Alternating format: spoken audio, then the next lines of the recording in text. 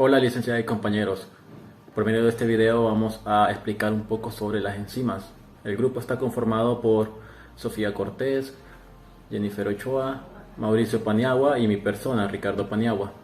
Vamos a hablar un poco sobre qué son las enzimas, los aspectos generales de las enzimas y las propiedades de las enzimas, las cuales son el pH, la temperatura y los cofactores. Las enzimas son proteínas que catalizan reacciones químicas en los seres vivos. También son catalizadores, es decir, son sustancias que sin consumirse en una reacción aumentan notablemente su velocidad. No hacen factibles las reacciones imposibles, sino que solamente aceleran los que espontáneamente podrían reproducirse. Ello hace posible que en condiciones fisiológicas tengan lugar reacciones que sin catalizador requirieran condiciones extremas de presión, temperatura o pH. En cuanto a los aspectos generales sobre las enzimas, prácticamente todas las reacciones químicas que tienen lugar en los seres vivos están catalizadas por enzimas. Estos son catalizadores específicos. Cada enzima cataliza un solo tipo de reacción y casi siempre actúa sobre un único sustrato o sobre un grupo muy reducido de ellos. En una reacción catalizada por una enzima, la sustancia sobre la que actúa la enzima se llama sustrato. El sustrato se une a una región concreta de la enzima llamada centro activo. El centro activo comprende un sitio de unión formado por los aminoácidos que están en contacto directo con el sustrato y un sitio catalítico que está formado por los aminoácidos directamente implicados en el mecanismo de la reacción. Una vez formados los productos, la enzima puede comenzar un nuevo ciclo de reacción.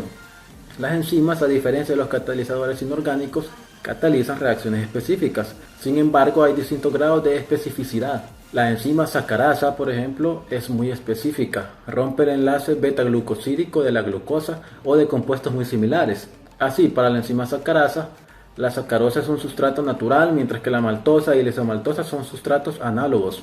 La enzima actúa con máxima eficacia sobre el sustrato natural y con menor eficacia sobre los sustratos análogos. Están las proteasas digestivas, como la quimotripsina, que rompe el enlace amida de proteínas y péptidos de muy diversos tipos. Propiedades de las enzimas. Las propiedades de las enzimas derivan del hecho de ser proteínas y de actuar como catalizadores. Como proteínas, poseen una conformación natural más estable que las demás conformaciones posibles. Así, cambios en la conformación suelen ir asociados en cambios en la actividad catalítica. Los factores que influyen de manera más directa sobre la actividad de una enzima son pH, temperatura y los cofactores. Ya les hablaré sobre el pH, el efecto del pH sobre la actividad enzimática. Las enzimas poseen grupos químicos ionizables, son los carboxilos, el ácido carboxílico, dopamino, tiol, imidazol, entre otros, en las cadenas laterales de sus aminoácidos. Según el pH de medio, estos grupos pueden tener una carga eléctrica positiva, negativa o neutra. Como la conformación de las proteínas depende en parte de estas cargas eléctricas, habrá un pH en el cual la conformación será la más adecuada para la actividad catalítica. Este es llamado pH óptimo. La mayoría de las enzimas son muy sensibles a los cambios de pH. Desviaciones de pocas décimas por encima o por debajo del pH óptimo pueden afectar drásticamente su actividad. Así, la pepsina gástrica tiene un pH óptimo de 2, la ureasa lo tiene un pH de 7 y la quinasa lo tiene un pH de 10. Como ligeros cambios del pH pueden provocar la desnaturalización de la proteína. Los seres vivos han desarrollado sistemas más o menos complejos para mantener estable el pH intracelular y son los amortiguadores fisiológicos. Las enzimas poseen diferentes factores que pueden favorecer o perjudicar a la actividad enzimática. La actividad de una enzima describe qué tan rápido puede llegar a catalizar una enzima la reacción que convierte un sustrato en producto. Este factor depende en gran medida de diferentes conceptos, como pueden ser la temperatura, el pH, la concentración de la enzima y la concentración del sustrato. En esta ocasión mencionando el factor de temperatura, se puede decir que las enzimas son muy sensibles ante estos cambios.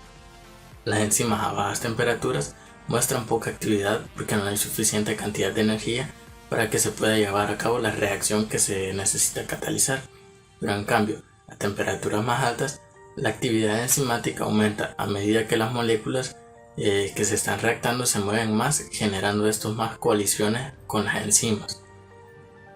La mayoría de las enzimas son más activas a temperatura óptima, o sea, cuando la temperatura o la actividad catalítica es máxima. Esta temperatura es la misma temperatura corporal, o sea, 37 grados centígrados, y otras tienen su temperatura óptima a 23 grados centígrados. Sin embargo, esto depende mucho de la funcionalidad de la enzima. En general, los aumentos de temperatura en las enzimas aceleran las reacciones químicas. Por ejemplo, por cada 10 grados centígrados de incremento de temperatura, la velocidad de reacción se llega a duplicar. La mayoría de las enzimas siguen esta ley, pero al contrario, al ser proteínas, estas a cierta temperatura de incremento se llegan a desnaturalizar por el calor. Cofactor. Cofactor es un componente no proteico termoestable y de baja masa molecular necesario para la acción de una enzima.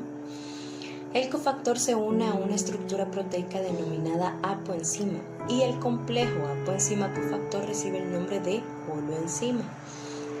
Aquellos cofactores que están covalentemente unidos a la apoenzima se denominan grupos prostéticos.